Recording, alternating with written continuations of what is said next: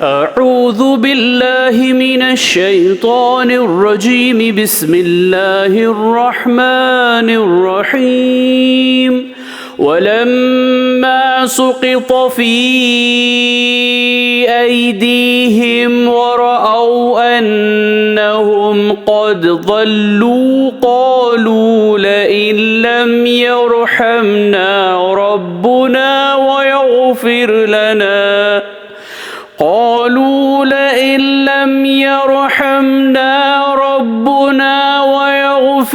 لنا لنكونن من الخاسرين.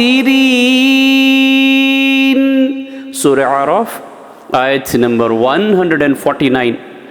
और जब वो नादिम हुए और इन्होंने देख लिया कि वाक़ई वो गुमराही में पड़ गए तो कहने लगे कि अगर हमारा परवरदिगार हम पर रहम नहीं करे और हमको ना बख्शे तो बेशक हम तबाह व बर्बाद हो जाएंगे।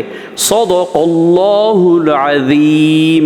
अल्लाह अज़मत वाले ने सच फरमाया।